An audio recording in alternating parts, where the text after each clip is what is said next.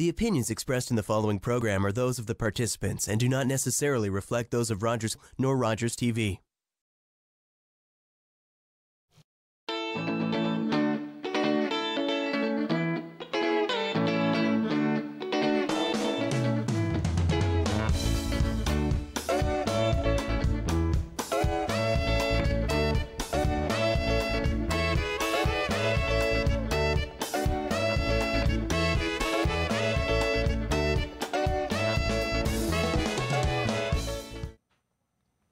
On April 19, 2008, a health seminar on long-term care was held at the Catholic Immigration Center on Argyle Street in Ottawa.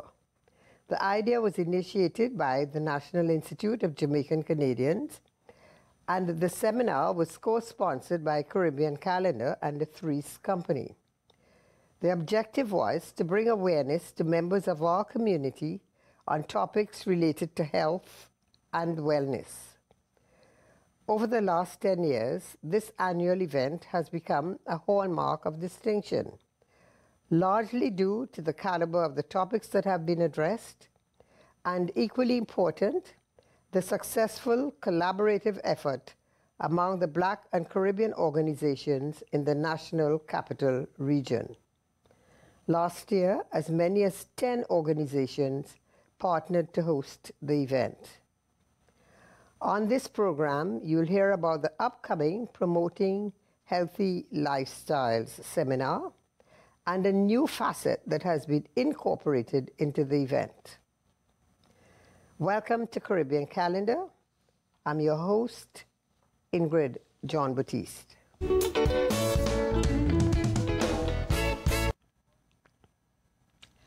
Dr. Alfredo Walker is a forensic pathologist of the Ontario Forensic Pathology Service and based at the Ottawa Hospital General Campus. He is a member of the planning committee representing the Trinidad and Tobago Association of Ottawa, and that's a planning committee for a health seminar of which I spoke earlier. He will also be a presenter at the event, and he is also a sponsor of the event. So that tells me that he is really, really enthusiastic about this health seminar. So thank you very much for coming here this evening. I know that you have to be flying out tomorrow morning, so I really appreciate your taking the time to come. Thank you very much, Mrs. John Batiste, for inviting me, and thank you for hosting me. As someone who has developed an interest, and I should say even more than an interest, based on what I've said before, in this seminar, after you attended last year's event, how important is it, you think, for us as a group of, as I said, Black and Caribbean organizations to get together and do this type of seminar geared towards the members of our community? Well, it is extremely important given the topics which I, being a member of the planning committee, suggested that would be of relevance to the diaspora. The Caribbean community traditionally has always had intrinsic barriers to seeking health care in terms of improving their lives. And chronic diseases such as diabetes, hypertension, they have always carried a bit of baggage with respect to misinformation and a belief in folk remedies as opposed to conventional treatments to manage these conditions appropriately and to prevent the development of all the associated complications which can shorten life. So the topics, some of the topics to be covered will be diabetes. Well, we'll talk about that after, in sort of the next question. But I wanted to get, you know, for the purposes of our viewing audience, the reason why we thought we would have a seminar for our community. And I think you covered it. Yes, as I said, some of the issues are specific in terms of there not being a proper understanding of some of these chronic conditions, which stems from the culture of healthcare in the Caribbean itself, and may or may not have been transferred among some of the diaspora in Canada and elsewhere. So highlighting these diseases and the effects that they can have on the different organs in which they target in the body, and the appropriateness of controlling these diseases by seeking appropriate health care is paramount in that regard. For the purposes of our viewing audience, and to sort of let them know what they could hear about if they come, what are some of the topics that we will be covering on that day? On that, on April 21st, we'll be covering the effects of diabetes, hypertension, and glaucoma on the eyes. So again, these are three of the very common chronic conditions that affect the Caribbean diaspora. Some of them are more predominantly the Afro-Caribbean component of that diaspora, and can lead to significant morbidity in terms of affecting the eyes and eyesight, and leading to complete blindness unfortunately in some cases. Another big area relevant to the eye as well is the development of cataracts, which can develop on their own or be a complication of diabetes and glaucoma. This will be also looked at in terms of the diagnosis, what symptoms should people look for, as well as the available treatments, and that will be handled from a surgical point of view. Prostate disease, again, another big condition which affects males generally, but more so people of Afro-Caribbean descent. And the barriers towards seeking medical attention when you develop symptoms of prostate disease, that will also be looked at. And the talk that's going to deal with it is prostate disease and the Caribbean man, as well as looking at diabetes, hypertension, and obesity again, but this time they will be looked at from the perspective of the effects they have on the brain, the heart, and the kidneys.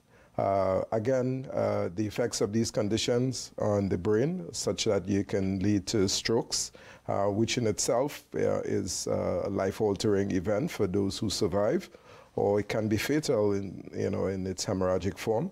In the heart, the development of coronary artery disease, narrowing of the vessels that supply blood to the heart itself, resulting in heart attacks and sudden death, as sometimes the first presentation can be, as well as these conditions on the kidneys causing both acute and chronic damage to the kidney, leading to the need for dialysis in some cases. And I think there is going to be also a session on mental health, because earlier this year I spoke to a young lady, and they are working on myths and how it sort of affects mental health. So there's also Caribbean myths and beliefs, barriers to mental health. Again, this relates back to my initial point of the cultural beliefs about some medical conditions, and certainly amongst the Caribbean diaspora, there is this belief that most psychiatric conditions have underlying religious component to it, which can prevent people from seeking appropriate treatment. And last but by no means least, there is going to be a talk as well on cervical cancer, the role of the pap smear, what is it, and how it prevents the development of cervical cancer by screening or checking for the early stages of the disease development. Okay, so on the day, people are going to come and they are going to get quite a lot of very valuable information. If you had to suggest to us as organizations, we have this once a year. Would you thinking outside of the box? Is there any other kind of follow-up we could do to sort of keep the momentum going and making sure that people really do continue to pay attention to their health? This seminar is just supposed to be an initiator for participants to, if any of these conditions relate to them, this will motivate them to basically go to their family doctor and have that one-on-one conversation with their family doctor about themselves or any of their close loved ones. So it's not supposed to be a be-all and end-all in itself, but it's supposed to raise awareness and prompt persons to seek appropriate intervention early in the game. Now, I think we should share some information about the event itself. I know, being involved, I can say that it starts at 8. First, it's going to be on April the 21st, as you mentioned, Saturday, Yes. April the 21st, at Ottawa City Hall. Yes. In the Jean Piggott Place. Yes. Pre-registration is necessary or preferred because we cater a light lunch and a light breakfast. For a minimal fee of $5. And yes, that's a very, very, very, very reasonable. Yes.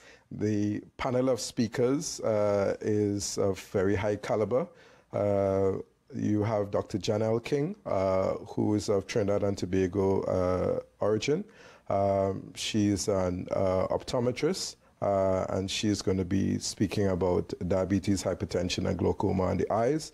Dr. Garfield Miller, an ophthalmic surgeon of Jamaican parentage, based at the Ottawa Hospital. He's going to be speaking on cataracts, diagnosis, and treatment. Dr. Susan Robertson, one of the leading breast pathologists, also based at the Ottawa Hospital. She's going to be addressing prostate disease and the Caribbean man, because prostate disease is also falls under her portfolio.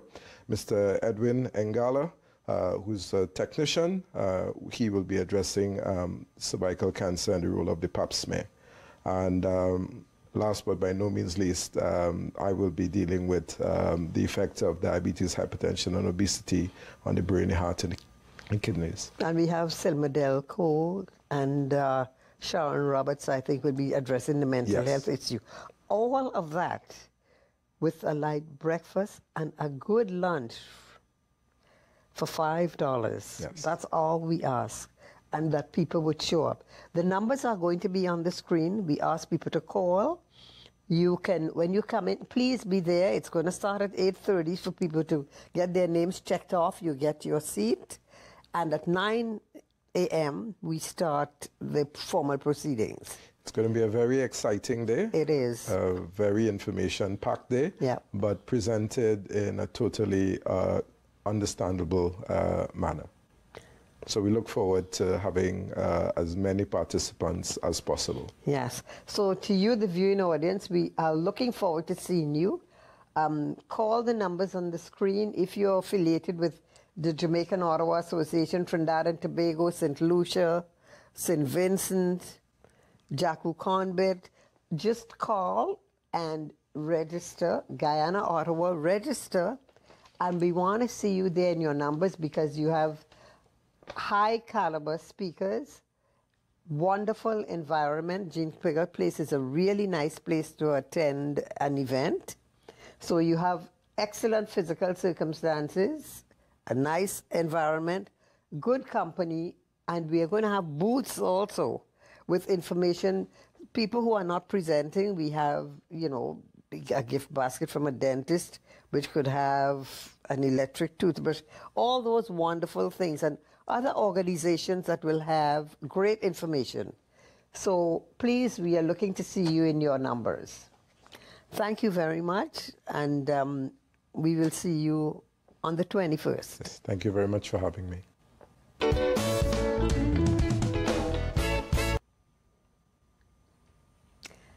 As I mentioned in the introduction, there is a new facet to our 10-year-old health seminar. And here to share with us all about this new arm, Eldon Holder and Brittany Roach from Young Leaders Advisory Council, which is one of the sponsoring young people's organizations in this seminar. Welcome to the club. Thank you for having us. And, you know, it's really nice to have you on Caribbean Calendar. I'm sure I'm going to have you back again in another area, but it is really wonderful to have the young people as part of the seminar this year, because I'm sure you've heard it from every organization. We can't forget the young people. So this was really, really very nice. I'm really happy that you responded to the call. We're excited to be So I want you, Eldon, to tell us, why was it important to have the youth seminar separately? So that's a really good question. And I'll start really by saying the Young Leaders Advisory Council, our mandate is really to ensure that young people of racialized, Black, Indigenous, and newcomer backgrounds have a seat at the decision-making table. When it comes to being involved in the community, we wanted them to feel like they were included. So when we heard the news of this health seminar that was taking place, it was imperative that we created a space for young people to feel like they're included, but where they can learn and engage and connect with their community, with people who look like them, with people who have shared lived experiences. So the whole concept of being aware of your health is necessary to be a healthy contributing member of your community. So this was just it really was a no-brainer to be part of this. And we were so glad that the coalition that's really been putting this on for the last 10 years made some space for us, because we were shaking down the cages to be there. Yeah, I think we are both equally happy that this has happened. What exactly are you hoping to achieve at this seminar? Well, the value of this seminar is that this is a safe space for young people to be able to learn and have intimate conversations about their health. Oftentimes in class, you might feel like people are listening, you might feel like people are judging you, and it impedes the ability to gain the awareness that's required to really take good care of your health. So one of the main goals that we want to achieve with this health forum is to really give young people an opportunity to ask questions. You know, when we're in class, oftentimes our teachers will tell us, no question is a dumb question. And the reality is, no question is a dumb question, especially when you're talking about matters that concern your health. So we want them to be engaged. It's not going to be a lecture style. Because one of the things, if you remember, when you're a young person, the last thing you want is have someone talking at you, right? Yeah. You get it at home, you get it at work, you get it at school. How about changing the paradigm a little bit and allowing for the young people to engage with the material? So we're hoping that they ask questions. We're also hoping that they take the time to visit some of the vendor booths that are going to be at the actual forum. And finally, we want them not just to take in the information, but we want them to interact and process the information. So we have a competition at the end of the forum where they're going to take all the information that they've learned and create an awareness campaign. Because here at WILAC, we believe that it's for us, by us. And this is an opportunity that they can apply that to the health lens as well. Brittany, what on a personal level are you hoping to take away from the experience of attending the youth seminar? I hope that everyone would have the ability to gain resources and not just go home and be quiet. I want them to go home to their friends, go home to their siblings, go home to their family, and spread the awareness of mental health, spread the awareness of what youth are facing today and how we can change and shift the narrative a bit. So no longer do we keep silent, that we are now being vocal and we're no longer silenced anymore. So Yeah. And do you want to share with us some of the topics that you're going to be looking at? Yeah, so Brittany touched on one of the most important ones. So we have 3 topics that are set up for Friday. The first topic is talking about healthy eating and active living, because we all know that what you put in, your fuel in your body, is going to have a direct impact on how you feel, how you behave, and how you interact with others around you. So that's one of the first topics, giving them some tips and tools. The second is mental health, but mental health within the context of what a young person is living through. So we all know that April is exam seasons if you're in university or in college.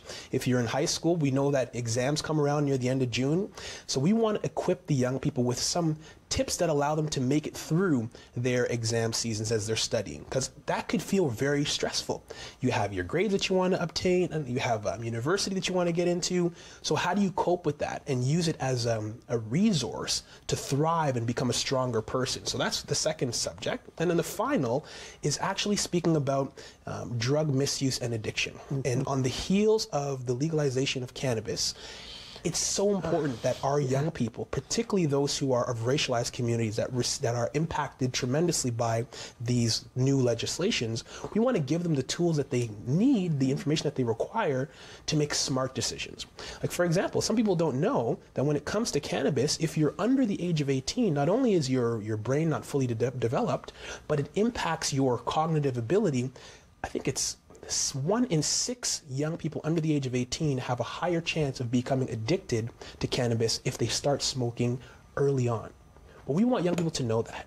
We want them to know that they can appreciate the full spectrum of what cannabis provides, but also be aware that there are rules in place and that it's okay to recognize that if someone in your network might be having challenges with addiction, how can you help them as a peer when it comes to being addicted to certain substances like cannabis? So those are the 3 subjects that we're going to be talking about on Friday. And the idea is we want them to engage and to ask questions, because that's the only way you're going to get the answers.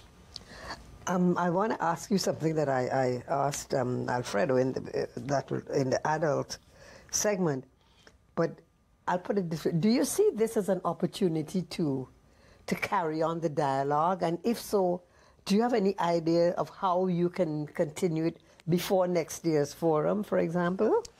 So that's a good question, and often when you're doing events, you want to make sure that there is some sustainability, that there is more than just the hype of the event that happens on the day. So we're hoping that this sparks in the young people is that this is a series of health forums. It's a spark of conversation that piques their curiosity, that allows them to have these informal conversations on the bus, in their peer groups, on their WhatsApp groups, where they're talking about health in a casual but an important way.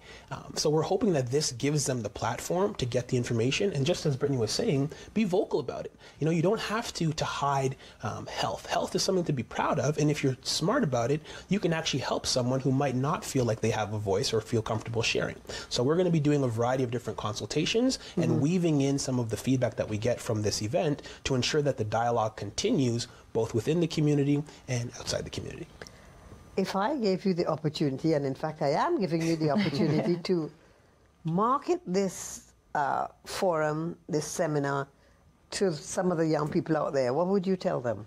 I would tell them, if you're facing anxiety, if you're facing suicide, if you're facing depression, and if you have a history of Alzheimer's in your family or all these neurodegenerative diseases, and you're not too sure where to go about it as a young person, and it's an heritable disease, how can I go about it? I would market it to students. I would go canvassing. I would be at the universities. I would be in the high schools. I would be at different events that they might be at, just to raise awareness and say, look, we only have one life to live, and you want to live it to the fullest, and you might as well live it to the healthiest way. So I would show them there are so many people in the community that want to help you and that want you to strive and succeed in a healthy way. So just even using social media and just getting the topic to be discussed, that would be a way to attract young people as well. So. You just touched on that very powerful word, social media. I'm surprised you're not doing something on social media, but I guess you're going to use it as a tool, or probably your next seminar, you will probably do that. For example, I asked you, who are some of your presenters, and what did you tell me? Well, we said, so social media will be a part of it, but we're not going to do it as a main topic. We're going to integrate it into the engagement with the young people. So we're going to release all of the speakers, all the topics, and those who are going to be facilitating through social media. So we're going to be posting them on Instagram, posting them on our Facebook page. So those who are tuning in today, they can follow us at We Are WILAC on Instagram, or if they want to register for the event, they can go to our website at www.wilac.ca. But the reality is, this is how young people are engaging. They're not necessarily picking up the phone and calling each other. They're texting. They're doing live chats. They're doing Facebook Live. So we want to put it in a platform that they're going to be able to access, but then also be able to share throughout their networks. Okay. And this event will be taking place on Friday, April 20th, and it's between 5:30 and 9. Registration is between 5:30 and 6, so get there early if you can. For those who are in the general area, don't go home first. Come straight to City Hall. And the idea is we want to get as much information during those 3 hours as possible, because this is an opportunity for you not just to ask questions, but to connect with your community and have a conversation about the holistic approaches to health. I want to go back. What form of, to find out, what form of evaluation, how are you going to evaluate the seminar? So that's a great question. So we're going to do surveys. So, you know, in just like any data collection, you want to be able to gather how much information or how participants are benefiting from this so that you can improve on it for the next time around. Yeah. So we will be doing a participant survey, and we actually have some prize giveaways. So for those who are thinking about coming and they're not sure, well, we have prizes to incentivize not just your attendance, but your active participation, because they're part of shaping what the next health forum is going to look like. So if you don't speak up, if you don't have your voice heard, then nobody's going to be able to make the adjustments to accommodate some of the needs that you might have. You're making me feel that your seminar is it's going to be a little more exciting than the adults. It's I guess it's the enthusiasm that you're sharing. But thank you so much for being here with us, Eldon and Brittany. And again, for our viewing audience, it's the youth segment of the Promoting Healthy Lifestyle seminar. It's going to be on Friday, April the 20th, Ottawa City Hall at the Colonel By Room. And Eldon has already told you how you could contact them. We will put it on our screen as well, and we are hoping to see a number of you. And in next year at this time, I hope we'll have you back again, and probably you're going to be having something much larger than we have had. Yeah. Well, we're building on the success that you guys have created for us. So yeah. thank you. Well, thank you very much, and I know you're partnering with Jacku Conbit, so that's just wonderful. We have a good foundation, and everything is in good hands. We can now hand over, right? Well, we received the challenge, and hopefully we can make you guys proud. Yeah, I'm sure you will. Thank you very much again, both of you. No problem. Thank you so much. We hope that this program has piqued your interest to the point that you will call the numbers on the screen and register for the Promoting Healthy Lifestyle seminar. Thank you for watching Caribbean Calendar.